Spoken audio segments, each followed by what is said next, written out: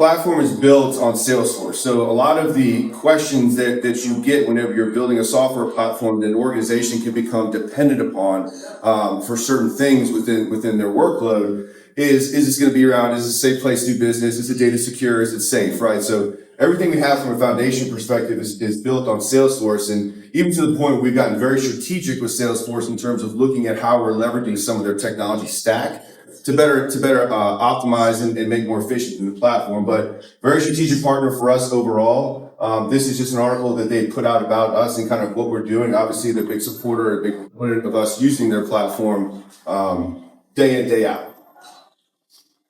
Okay, AI technology decisions. So from the customer side, raise your hand if you kind of have an idea of what we do overall. Yeah, because it's a lot, right? I was just talking to Hannah. I'm like, Hannah, since last time we've collaborated, things have changed pretty considerably. Same people, same costume, more to offer. So if we look at the different areas that we have identified, the feedback that we've gotten from organizations we're working with on where they're seeing value, where they're seeing benefits come from, the platform and from working with Procure IT as a whole. So it began as contract intelligence. Contract management is kind of the core of a lot of what we do. You can see it in the platform, right? But it's really around us, providing back information to you that's contract related. So we're looking for things like how much we're spending, how many people we have on there, what type of auto renewal or evergreen clauses are coming up with it. So you'll see more of that, but it's a big piece of it. That's typically a gap within a lot of organizations today on how they're managing contracts, how they're managing vendors. So we're trying to fill some of those gaps within the platform.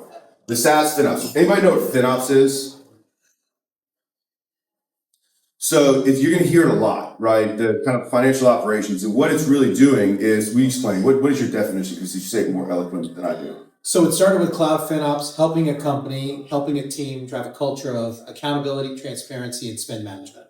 So really getting everybody kind of rowing the boat in the same direction, understanding where the spend's going, where your optimization opportunities are, and ultimately just driving transparency in terms of what you're doing and why you're doing it. And the transparency is what we're delivering in terms of data and managed intelligence is what you're going to see.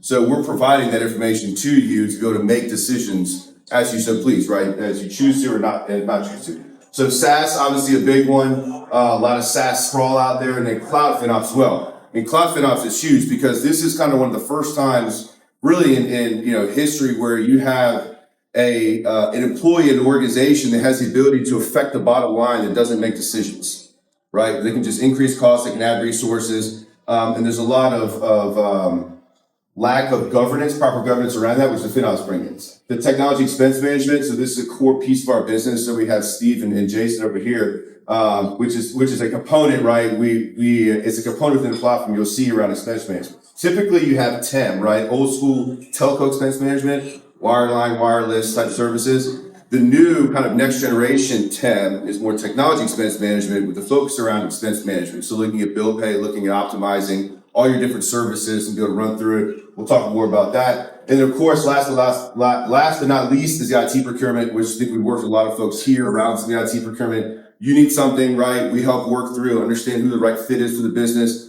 go through the requirements, go through the capabilities, put together the advising, and then help make that decision. And then obviously the ongoing support that goes along with that. Any questions? A lot of stuff will help kind of color this up. But anything? Okay.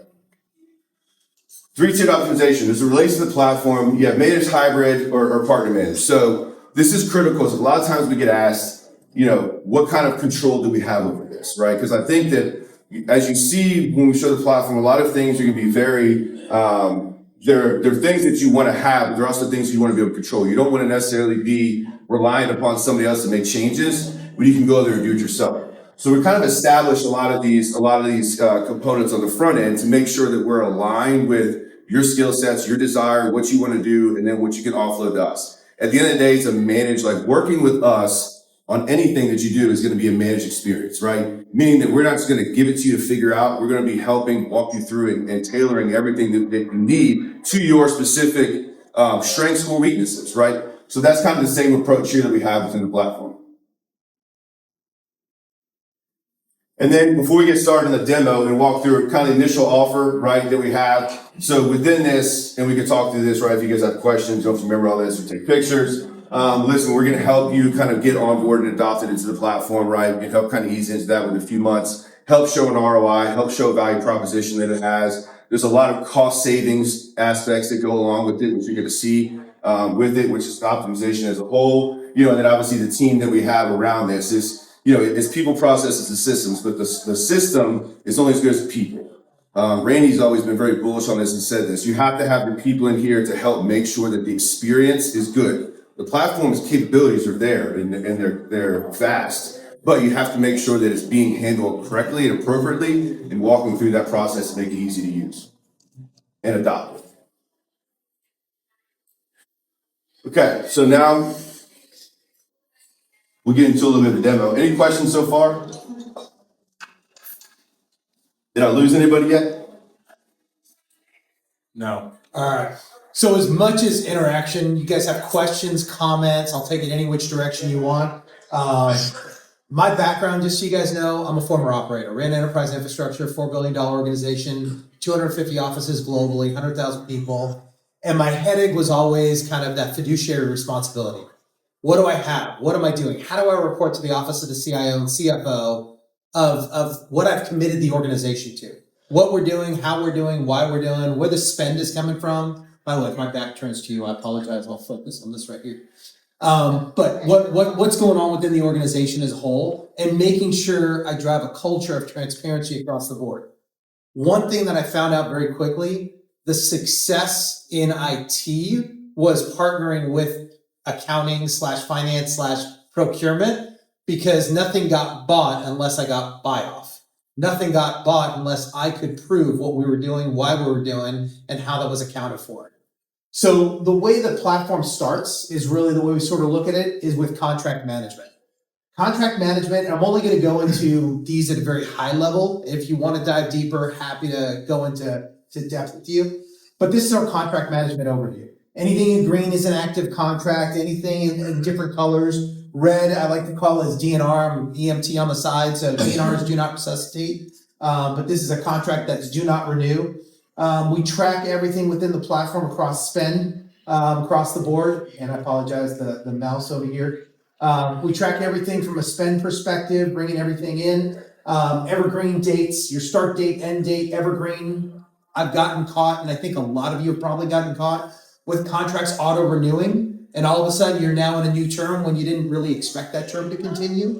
So I want to make sure we're capturing those dates and bringing that information in and presenting that to you in a logical dashboard that you can review. So quick question. Who has challenges with contract management?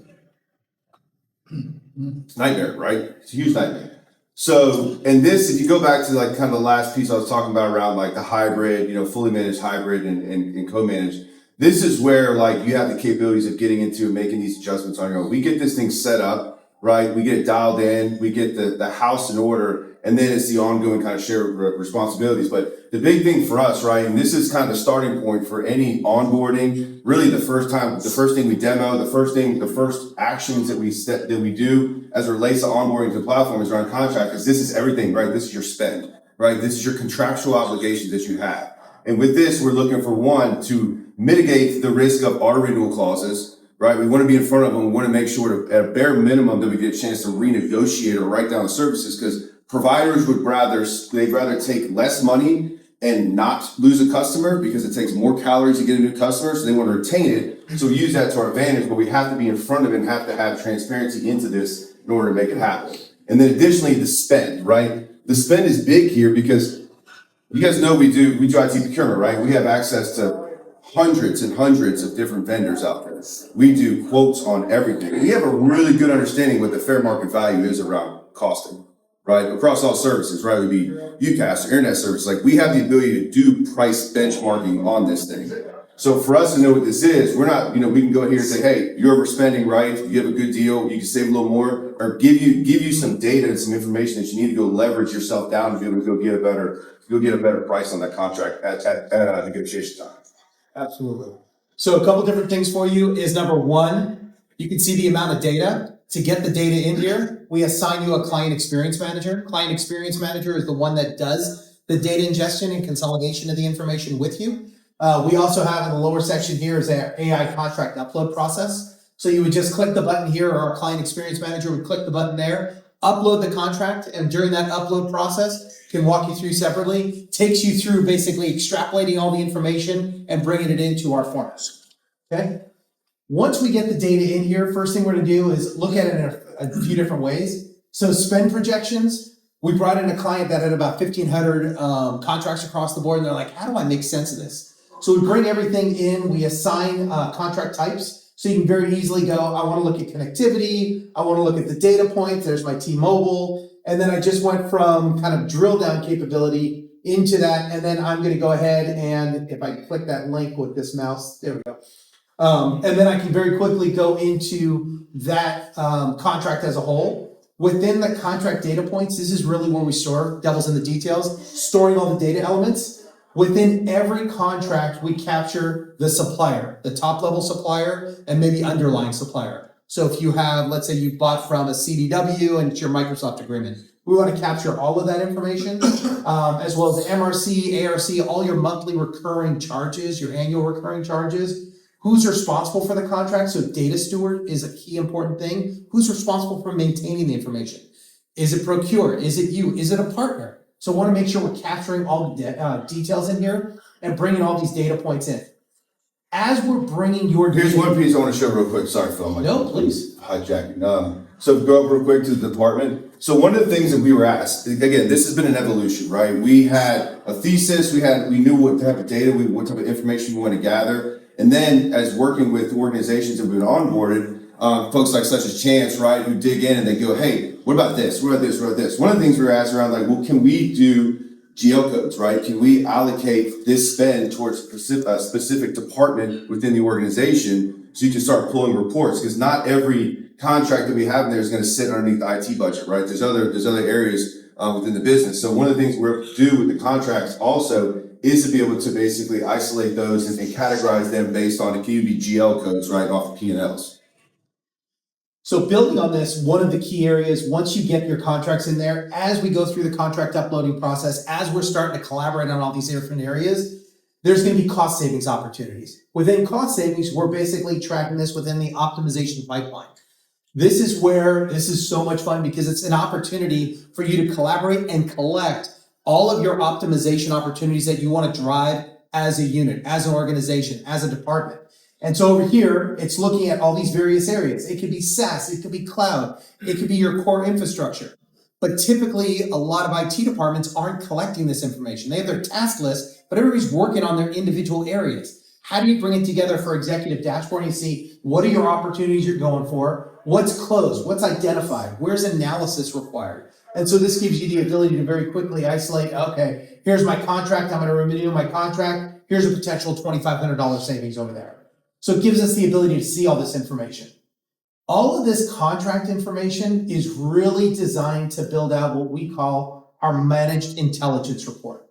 So this managed intelligence report, and I'm just going to start with the contract component, is the key component to the delivery of what you would get on a weekly recurring basis. And this is kind of going through this, and Corey, I'll let you come up here and kind of go through how you build out the managed intelligence report and what people can expect.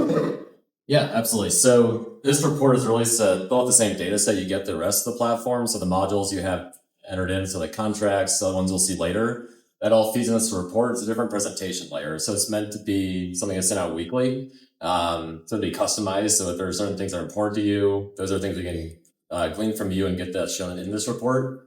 And it starts off on the pivotal insights. So the key here is we're trying to find things, it's going through your data set, building an analytics layer and saying these are things that are actionable in this week. So you have to look at the contract module. I think a first example would just be if we have contracts expiring soon, those will bubble up to the top and it'll be right in front of you.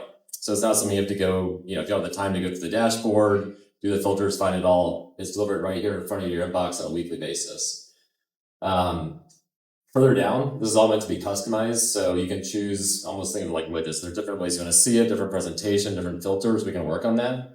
This is kind of our template, but starting with the contract side, we have a runway here to show you what's coming up. Kind of similar, you have the insights, but then this is like a second look at it. So it's a way to kind of quickly scan and see all this. API connections and health. This is tied into the SaaS data analytics we get. This is making sure we have proper data to keep your system up to date. So it's are your connection issues? This is a way to get a snapshot of it and act on it quickly. And then further at the bottom, the SaaS usage aspect. This is taking in basically if there's underutilization, it's a way to, again, not have a dashboard aspect, not a hunt and peck, it's right here in front of you. It's an insight that's able to be delivered.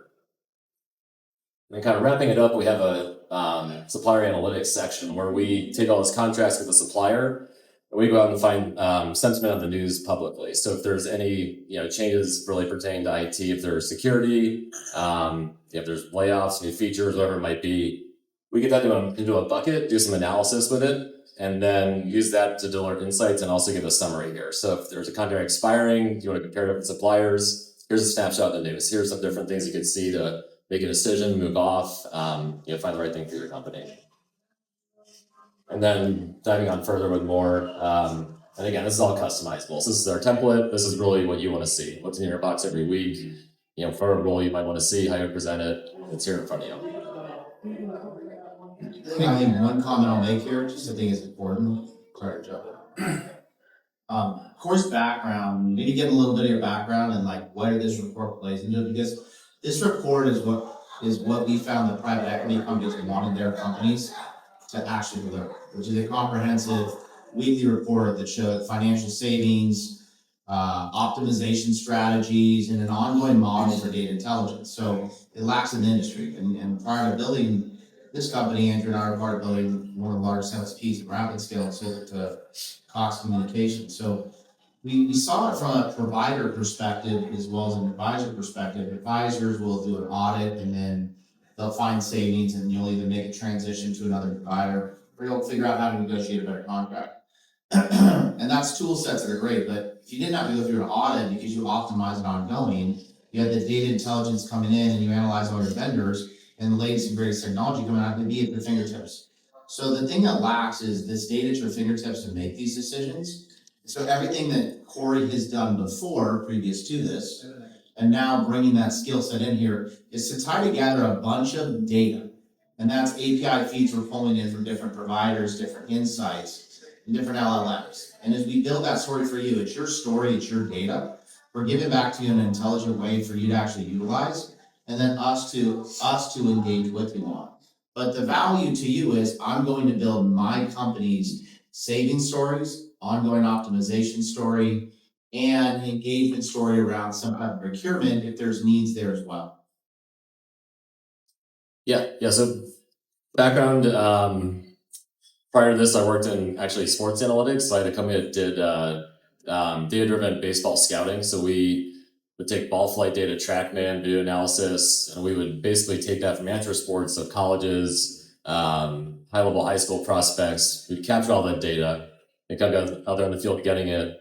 We would tile that together and then sell it for revenue streams to big league teams for scouting. So instead of a scout flying from California to Dallas to see somebody, get 2 innings of pitching there, have a digital way to do that and tie it together.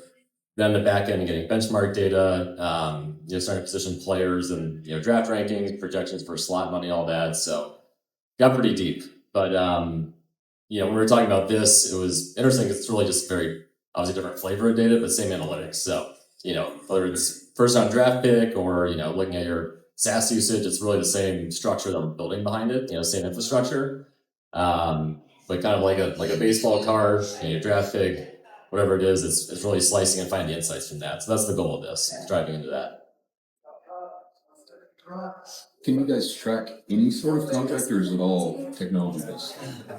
Any kind of contract. So basically, the contract management module was designed initially for IT contracts, but we found clients, their legal team has this separate system that nobody else access to, or everybody's on DocuSign and has repositories or file shares that nobody's looking at. So we can bring in anything and everything.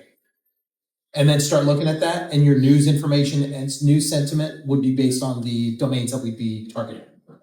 So absolutely. My old school person does all of our legal services contracts uses Quattro Pro and checklist. Does that still exist? Yes, it does. Quattro Pro? Yeah. Really? Haven't heard that Updated name. in 6 years. Little security vulnerabilities. She's a security one. She's a security. That's a separate issue. So the reason that we want to show you this is start with the end in mind. This is kind of the end all be all result. We want to develop, one of Randy's partners in the past developed a company called Onboard, and they do board presentations. It's basically developing a data ingestion process, and then you have these automated feeds that give you your board presentations. This is Onboard for IT.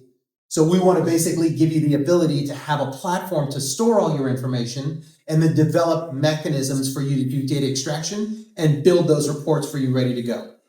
So we started with contracts. After contracts comes SaaS FinOps. SaaS FinOps is where we tie into your identity provider. How are you leveraging SSO within the organization? How are you leveraging authentication within the organization? Over here, we tie into Okta, Azure Entra, and Google, basically bringing in authentication logs, looking where your users are going. So if you notice over here, this is designed, I have a lot of background in M&A, and one of my biggest challenges with M&A is you bringing all these organizations into one. How do I know the users? How do I know my licenses are turned down in tenant A before they move into tenant B? How's my spend going and everything? So we have the ability to look at everything from a multi-tenant view into kind of holistic or individual case basis. So you're looking at your apps. Over here is your SaaS usage. You can see your users within your organization as a whole. Over here, within the test environment, you can see, okay, here's all the names. Here's the apps those users are using. Gives you kind of a catalog of all the apps your users within your organization have logged into, leveraging their credentials, whether SSO or OAuth, over a period of time. In this case, I'm looking at over 14 days, but you know what? Maybe I want to look at this and say, you know what, give it to me over 30 days or whatever the case would be. And you notice it'll expand you a couple. I can look for specific applications. Over here, I can see my SaaS utilization over time. Where are my users going on a month-to-month basis?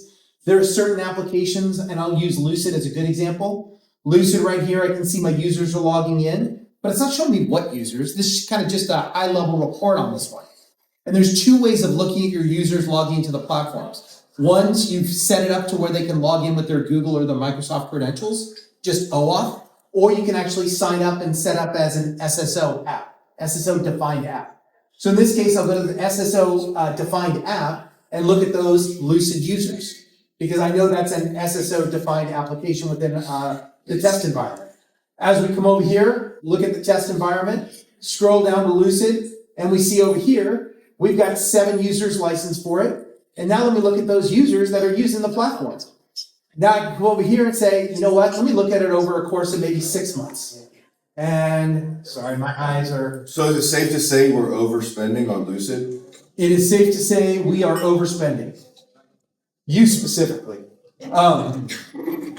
So we can see over here, here's Lucid, 7 people are named users. I got Andrew. I can see that he's logged in. It's not counting how many times he's logged in, but we're seeing that, okay, he's logged in at least one time. So there's an entry for him December. There's an entry for him in October. Over here, I got Dylan. I got a big goose egg for Dylan. This is now my opportunity to say, what department is he in? Who's his manager? If those are filled in within your Azure Entra or other IDPs. But we can go ahead and say, hey, Dylan, do you really need a license for this? And we can remove him from that license and no longer spend that money. Eli used it a couple times, so we'll keep Eli. Kim, hey, another goose egg. Why is Kim licensed for this? So we can remove Kim's license. I can ask her since she's at the end of the table. Minami logs into it periodically and so forth. So it gives me that key information. This is where Corey's work from an AI initiative really comes into play. We want to capture this, my world that I live in, and this is kind of where Corey's the chief AI officer, and then we got data pipeline and data visualization. The data pipeline visualization gives you the insights into seeing what's going on. AI is now going to be able to extrapolate that information and allow you to focus on the outliers. What do I need to look at? What's happening within my environment? Make sense? So that's that. Within looking at the authentication logs, so it gives you some good high-level information in terms of utilization, but there are other apps that you may want to tie deeper into. So for that, we call our supplier analytics section, and this is areas where we tie into various areas. For example, Dialpad. We'll tie into the Dialpad insights. we'll see the utilization. So I'll come over here, click UCAS. By the way, this doesn't count as the dial pad presentation, so I'm not taking credit as a dial pad presentation. I'll defer it. No, I'm not, this expense management and optimization.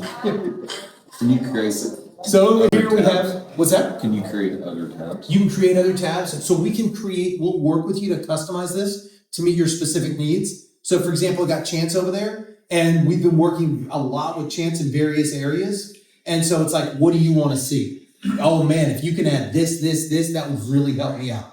So this platform it started with a thought, if you will, on where I've had my kind of past experience. And then every presentation we've given to a customer, oh man, if you could add this. And that's how we build, that's how we grow. I call it community driven, if you will. So this is going to show me I got my licenses, kind of a high level overview of licenses, my environment. And then over here, this ties into the utilization. Where is it month over month utilization? Inbound calls, outbound calls, looking over called by users over a period of time. Over here, I can see missed incoming calls. And this is a client we developed the platform for. And this was the fun part. This is the dial pad users over here. And this is the view over the last 3 months. And this is where you can see who those users are, the phone numbers that they're allocated. More importantly, the total inbound, outbound, and number of missed calls, and percentage of missed calls.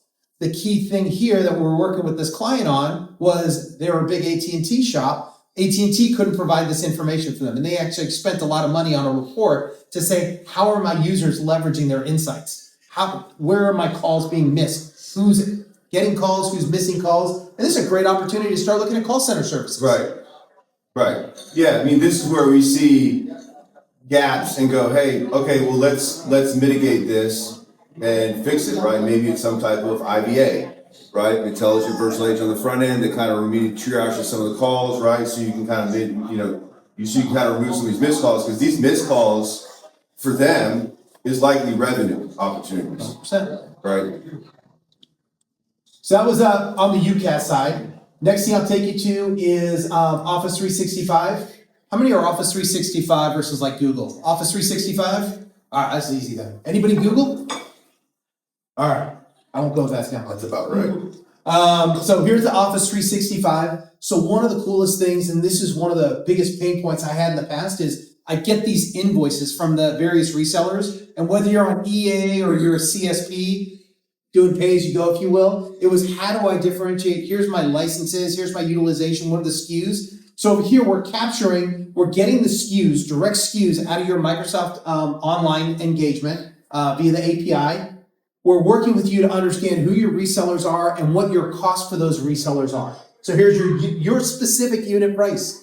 As soon as we capture your reseller, your unit price, we're able to say, this is what your spend looks like on a snapshot basis. And over here, we have the ability to select snapshots to go back in time, to go back to and look historically on where your spend was. So this gives me the ability to see all the spend if we don't have spend. So for example, Eli in the back over there may have just turned on Defender. We didn't report on that. So this is a big goose egg over here that we need to address because we don't have the information for that to report on that spend. We can see the commitment. We can see the unused licenses, total users. Over here, waste. Every organization has waste. You have a certain number of licenses that are unallocated. Should they be? Do I need to look at reallocation of those licenses? Gives you the information. And then user analysis. This is kind of the baseball cards. So we showed you dial pad stats. Now you got Office 365 stats. Bringing all these stats together, here's my utilization of my users, their employees, what kind of licenses they have. And then over here, I'll say, you know what? I want to see my user licenses, but I want to remove the test accounts and any kind of service accounts. And then over here, I'm going to go ahead and I just want to see my unused accounts. So if you notice, I'm going traditional dashboarding on looking at a specific filter, if you will, for where my savings opportunities are. Okay, got 19 users to look at, about $100 a month that I can review. These are things that I'm now working with Corey to now extrapolate. So there's going to be a view in the future coming out from an AI for your managed intelligence report on where my savings opportunities are. What can I address? What can I go after? And really kind of helping drive this. And then Brady always likes to use the word, this next section is like that HR/legal for IT, is who's engaged within your organization? What are they doing within your organization? Having stats. How many exchange? So EXO is exchange online, email sent in and out of the organization. This is a 90-day snapshot, if you will. So this is exchange online. This is your OneDrive utilization. You've got Teams utilization. And then coming to a theater near you will be the co-pilot as well. We're working on that one right there. So you'll see the co-pilot engagement. So we're just talking Duraplas, it's like, okay, what kind of license, co-pilot, who's using it, who's not using it? Gives you the ability to see, okay, wait a second, Bob over here has a license but hasn't used co-pilot. Do they really need a license and so forth? And so this one in particular, this data is so powerful, but I hope you guys realize, and this is how when we're working with an organization and we first ingest their 365 data in there, and it's a renewal coming up, because obviously there's contractual obligations with Microsoft that they do. But this is how we start to right size licenses, right? We look at things like OneDrive storage, we look at things like exchange data, and we can go change around license types to be more in line with what they need based on what they're using without having any disruption to the end user, if that makes sense, right? So looking at business licenses versus enterprise licenses, looking at frontline licenses and things like that. But that's where we're coming in and working with an organization. I mean, we're gonna knock 20 to 30% off your spend pretty easily. Just looking at this data and putting the people in the right license type. Any questions so far? Does this also track assets? There is on contracts, so contract module has an asset component to it, so we can bring in the assets and manage the assets. We also have an engagement where we can actually, through another supplier analytics section with Landsweeper, we can actually deploy Landsweeper or leverage your existing Landsweeper environment to bring in that data and report on that as well. Yep. This is a feature that we added as well. This is right here for Office 365. It's knowing who's using desktop app versus web app.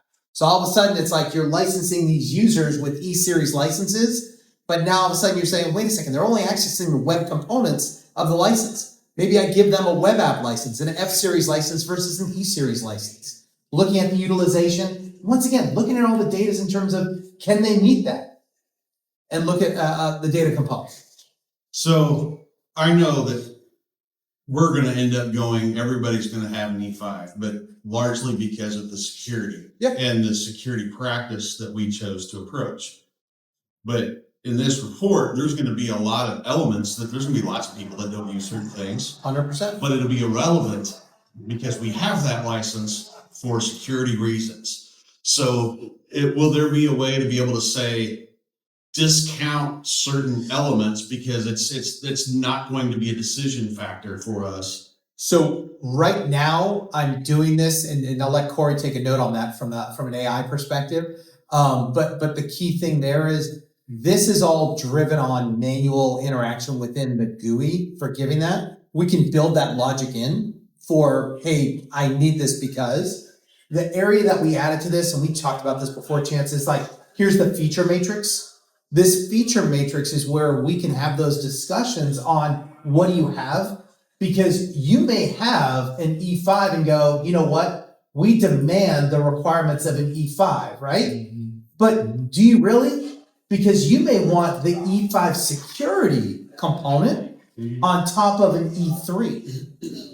That's what we have right now is the E3 with that security component, but you don't have to go to E5. But also if you have Business Central, you have to have a minimum of an E3 license. Yes. And so you don't necessarily have to go to E5. So there's a lot of cost savings. Yeah, you can add on. You can put Defender Plan 2 on there. You can accomplish E5 security stack without E5. But like if you want the voice piece of it, right? If you put it with, then you have to have the PBX. So there's certainly areas. You're right. I mean, E5 is a lot, right? There's like 4 or 5 core things that are in there. But I think that's probably where like the intelligence report, which we didn't get into like the real like future state stuff, right? Of it, but like the ability to kind of customize what you're seeing from that to get into report format, which you kind of take into the board or right, whoever it is, as you're reporting on that type of stuff, right? To show just what you need. Yeah. But security is king right now. You got to have that, right? Security is important. So you got to match your licenses for how you want to utilize, and you make like PSTN for everybody. Everyone's going to have, Teams voice. It starts to make sense. By the time you bolt on all those components, it makes sense to have an E5. but there may be other areas, and that's where we kind of come in, audit, review, discuss, and see where there's optimization opportunities. And that's part of the onboarding. So it's kind of interesting. That's part of the engagement. So what we call this as the first step right here, we call this our managed intelligence platform. And then we have a cadence with you on, call it in the beginning, it'll be on a weekly basis. As we move forward, probably bi-weekly, but we're viewing all these areas with you and attacking whatever is important for you at that moment. So the status meetings are structured, but then the cadence is specific to you. All right. So that was SaaS, supplier analytics, and there's other sections we can go in there. Next thing I'm going to touch on real quick. How many of you guys are in Azure, AWS? Okay, so we got some cloud stuff, GCP as well. Is there a cloud FinOps practice? The way we look at cloud FinOps, this is actually a real cloud FinOps practice. It's meeting with you regularly, driving a culture of transparency and accountability and spend management, looking at all your areas. Whenever I talk to anyone about their cloud spend, you need to know daily, monthly spend. So here's your daily on the right, your monthly on the left. This is your monitoring, your trigger, making sure that you're staying aligned, not waiting until the end of the month to look at the invoice. Because if an engineer, and I believe your DevOps teams do the best they can with the information they have, but I've seen time and time again, someone clicks the wrong button and all of a sudden they're spending 10 times more because they clicked the wrong item. They maybe they're doing an SSD, a P-series disk when it should have been an S-series disk or an E-series disk in Azure. Significant cost difference. So we look through all of these data points, bring everything in here, provide summary level information. Out here is where we dive into the devils and the details, and I won't dive into this too deep, but this is really where we kind of get into the cost and usage and going from a high level macro overview on spend to, hey, I want to see my cost and usage at a very one macro level. Where's my spend going? Okay, these are the various categories of all my spend, but maybe there's an area where all of a sudden I had a hiccup in an area. You know what? Let me go explore that one area. And this is where, okay, hold on, I had a hiccup on that day. What's going on that day? I drill down, once again, macro, now down to micro. I can now get down to the resource component that was costing me a lot of money on that specific day. Huge for DevOps teams, giving them line of sight into this data. All right. Last thing I'll touch on is TEM. This is our technology expense management component. I'll have my buddy Steve come up here for this one.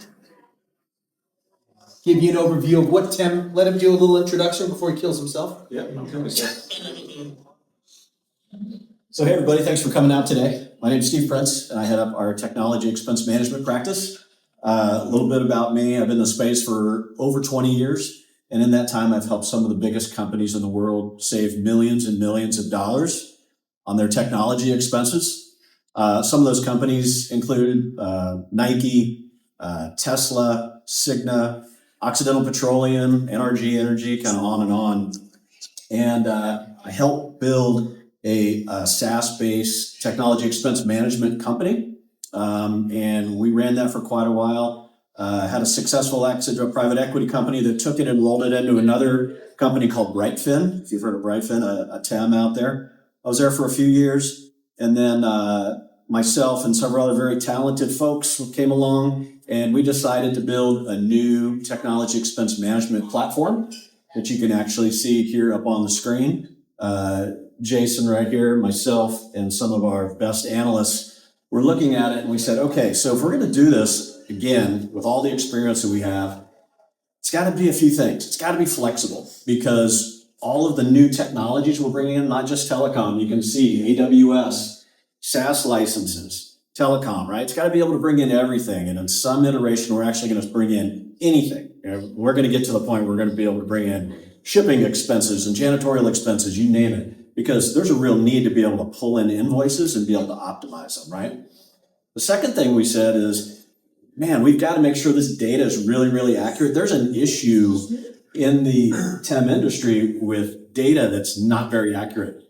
And we knew that this next round of technology had to be because we're using the managed intelligence tools that Corey's working on, all of the AI tools. If you're going to use AI, that core data has to be incredibly accurate and reliable. So that was kind of our thesis and kind of our thought as we went to build it. But you can see here all of the invoices that have come in. And if you scroll up for me for just a second, you have the ability to hit finance dashboard for me. To be able to, now imagine once we have all the invoices, we're going to be able to audit them. So we're bringing in contracts and we're taking a look and seeing, what's the difference month over month? Are expenses going up? Are they going down? So being able to bring in those bills and putting the contract against them, I can tell you one big consumer electronics company that you know very well, we were helping them and they said, hey, we just signed a new contract with AT&T. We've got it. Everything's awesome. Well, we went and looked and the AT&T didn't put their new contract in place and they kept billing. But the company, the IT staff was so busy with everything, they're not looking at their AT&T bill. When we went and audited it, there were $400,000 that they should have had in savings. We were able to go back and get that $400,000. So real world savings there. The other piece is we bring in usage information. So to be able to see what am I purchasing versus what type of usage do I have, so we can compare and optimize and make sure things are optimized really well. A great spot to see a lot of this is if you go to inventory. This will give you a really good, and go to wireline for me. This will give you just a really good overview. I could spend way too long in here showing you lots of cool things. 990.iz. Done this before? .iz. What's that? Done this before? Once, twice. And go ahead and click on the, double click, here we go.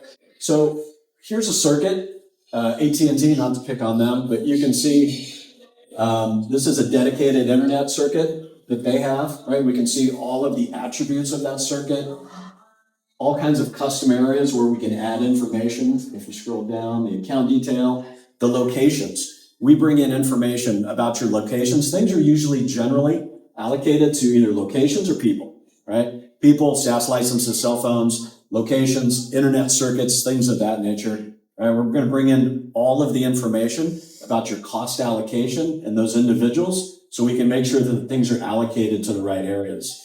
The other neat thing that we do is we add in all kinds of different service type attributes.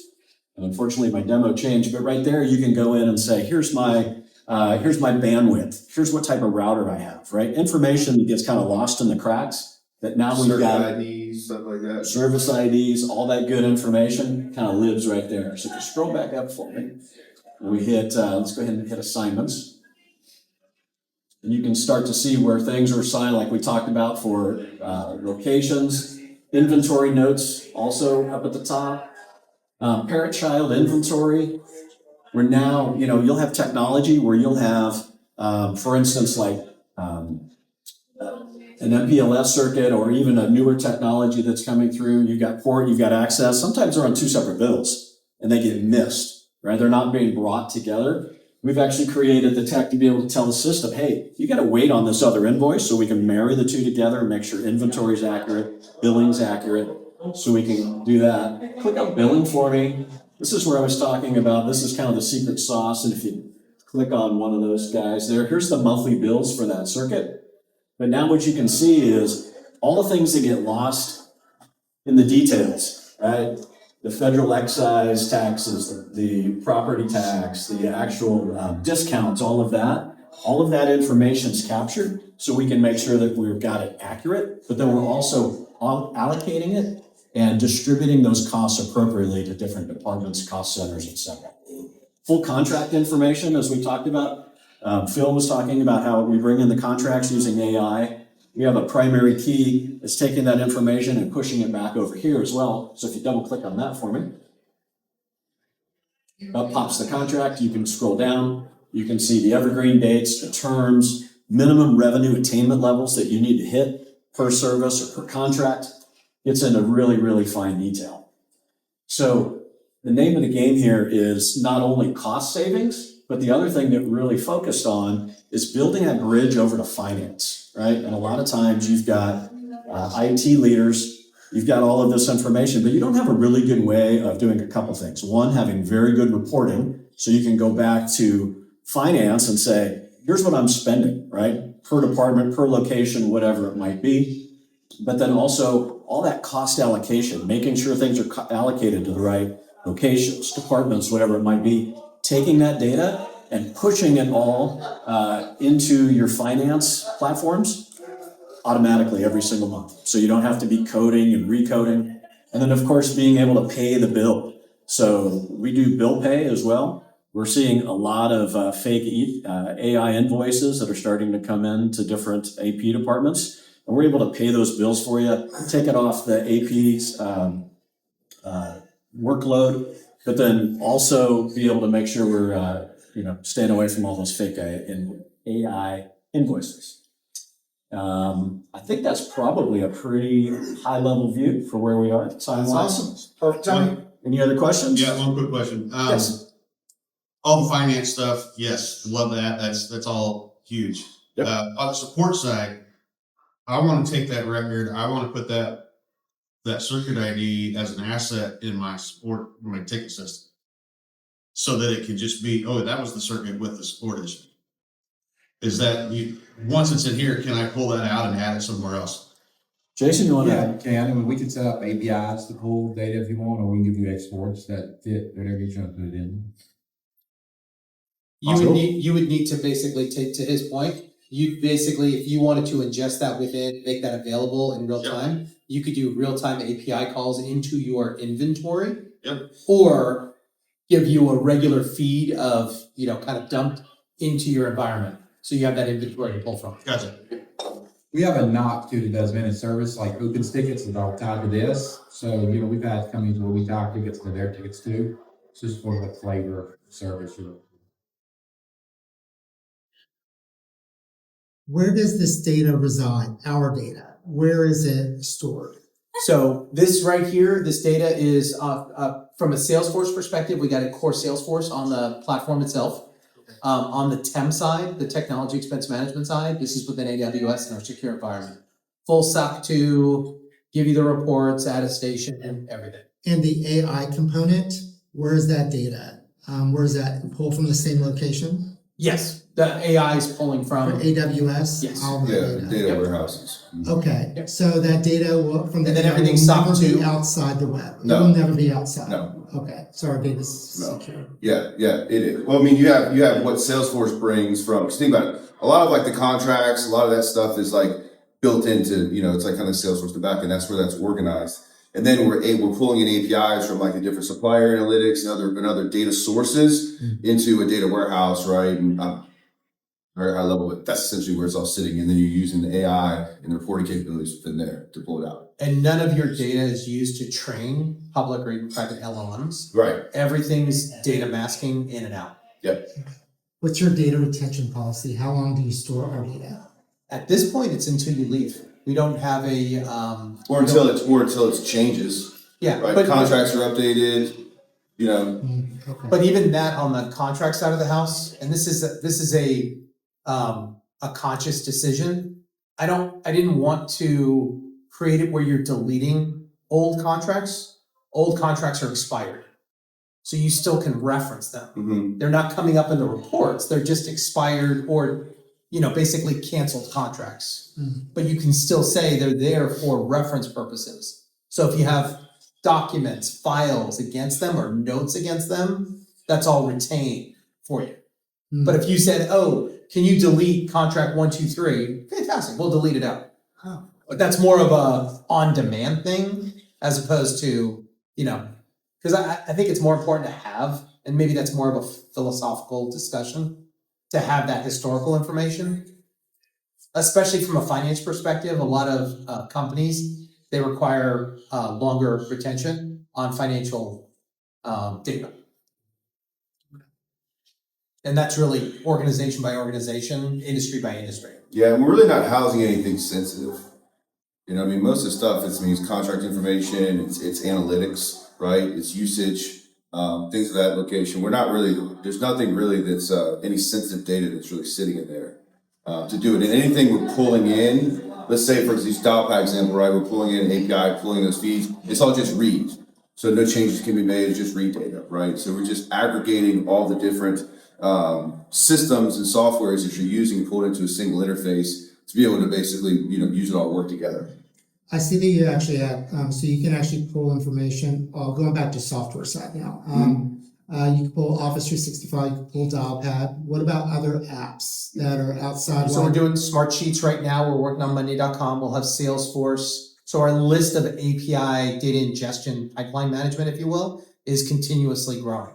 And it's based on client demand. And it's kind of like a smart build, right? Like if it's a mainstream core line of business application that makes sense that other people can be using, likely is one of the things that we're going to do, right? If it's a proprietary on-prem, right, it has a little bit more difficulties, or legacy software or custom, there can be some challenges. But like you think, mainstream core line of business applications that are out there, those would be integrated in there, right?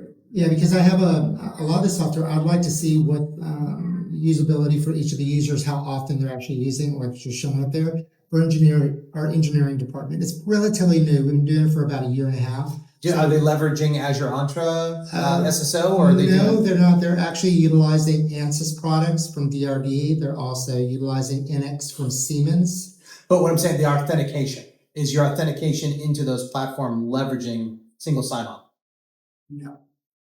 So that would be one of those things, but we could work with you to develop a data extraction and develop a dashboard around those analytics. We would need to, the way I kind of look at this, I don't want to create, especially with all the security people, keep looking at you, security people in the room. I never want to create an area where it's creating a security vulnerability for you. So we want to give you data, especially for some of those older systems and whatnot, maybe the ability to push us those authentication logs, and then we can report on utilization.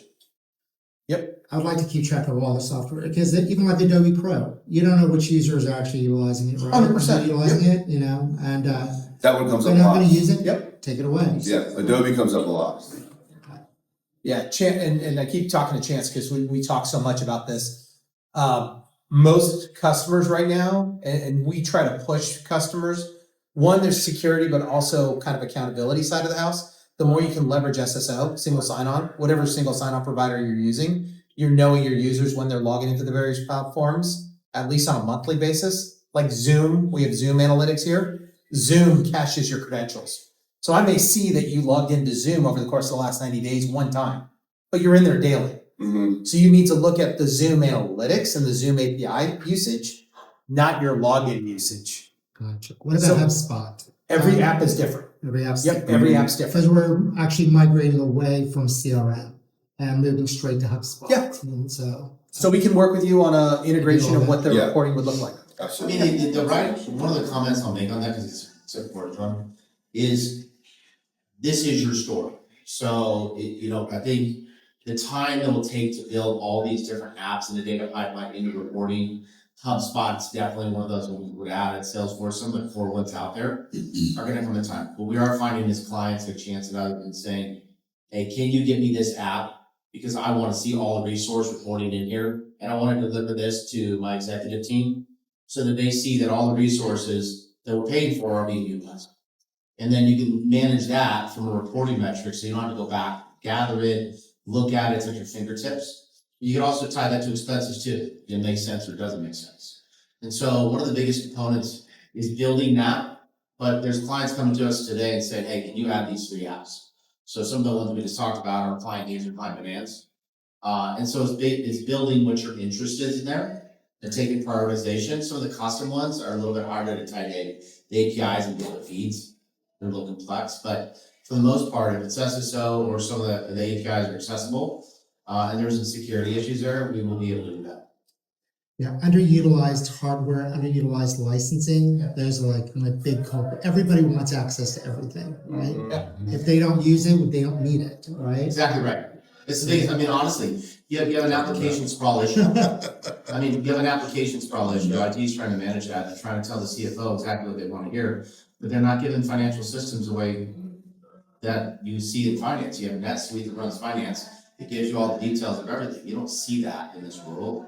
And so all of the components we're building all for fiscal intelligence and the mapping of that financial spend. Because what I saw, and Metro here, but what I saw as an MSP, people would give me the data and they would add all these applications, but then they weren't paying attention and they were spending the money, but they really didn't need to be spending the money on the computer and the applications. And so there's this tie-in on that engagement with a client that has to be built out over time. Because it's really it's that ongoing optimization, both, and it's performance too.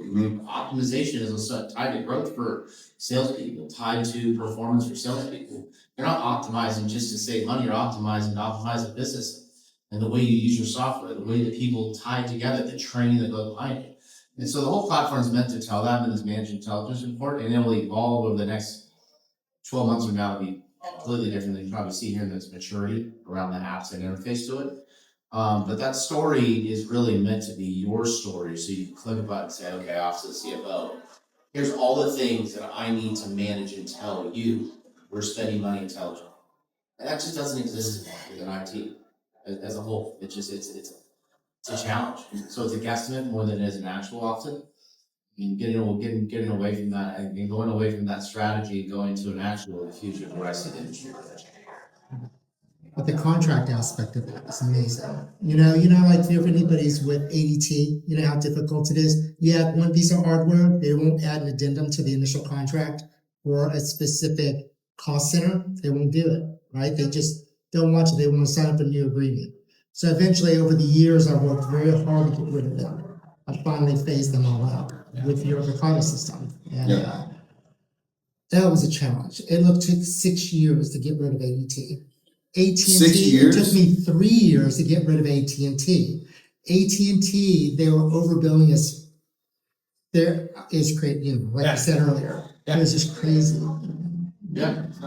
Those problems is why the platform exists. Yeah, I know. That's really- why I think that'd be. We hear that stuff. I mean, think about it, 'cause we work with organizations on the entire stack, right? Everything from, from transport, right, circuits through cybersecurity through compute. So we see all these different contracts. So for us, we're trying to look at everything and be able to help with those as well, because we see the big picture within the organization. The platform, it's ubiquitous to that, right? And that's the way we want it to be, right? To be ongoing development. But at the end of the day, providing the value proposition around optimization of your existing systems to give you the data to make the decisions on how you want to make the decisions. At least One last comment, because I think this is important. Not only for the acquisition of Land Control, which is the 10 platform we walked through, there also came a significant sized team with that and support. So what we see happening in the future is you want to eliminate applications. How do you go eliminate those applications from certain vendors? It's a pain in the ass, just to be real. You know what I mean? You gotta go back, you're in contract, once the contract ends, when are we gonna come off of it? And so there's the escalation and elimination of the different services within the TEM space. It exists today. So I'm gonna eliminate a circuit, I'm gonna make a change on a circuit, mobility, movements, changes, and so forth. You're gonna find as the overall model evolves on our side, it's the 100% plan to be able to support that experience with certain applications. When the system says, hey, this needs to be adjusted, there's gonna be an approval process set up, and we can escalate that approval process to address some of those resources that need to be adjusted. Over time, it's a natural progression to managing the experience of optimization under a partnership. Does that make sense? Because how many people are you trying to pick up the call and deal with it, or your team's trying to deal with it, they're getting pushed back, it's a constant escalation, and that frustration you just explained, the providers, they don't want to lose revenue, so it's a fight. How do you eliminate the fight? You have somebody else do the fight, and they do it tactically based off experience and relationships. On the contract management side, I assume if you can, assign contracts to certain GL codes in certain areas, you can also, are there user-specific logins where I can have one of my managers who's over this GL code access solely their contracts so that they can see what's going on in their department versus, they don't need to see other. What I would say is today, no. Right now, you have access to the platform. So you'd be able to see your entire tenant. We don't have role-based access within the platform itself for that level of granularity, if you will. However, this is looking at things that you've committed the organization to from a contractual perspective. This is where TEM comes in. TEM now takes it to the next level of doing the invoice ingestion and management of your spend against that contract commitment. So we're tracking the spend coming in and doing the allocations there. So the question there now, I look at my friends in the TEM side of the house and I'm getting thumbs up that if we do the onboarding of the TEM, absolutely. Yeah. So you wouldn't see the cost of, yes. You can, if you go click home, there's a good visual here. and then go up to the top where it says all. Yeah, and then go to, oh, we are in Yates. Okay, so yeah, then you can go into each one of those companies. So that is a company called Yates Foods, and you can see Baldwin Foods and all of the other subsidiaries that they have. And they have the ability to dive into each company. When you click in, and it'll show you just the information for that company. Then we can also go down into each individual employee so they can just see their information as well. So the role-based access is pretty robust from that perspective. And it really matter how complex your cost allocation is. We can do, 1% 100 different times, in specific inventory.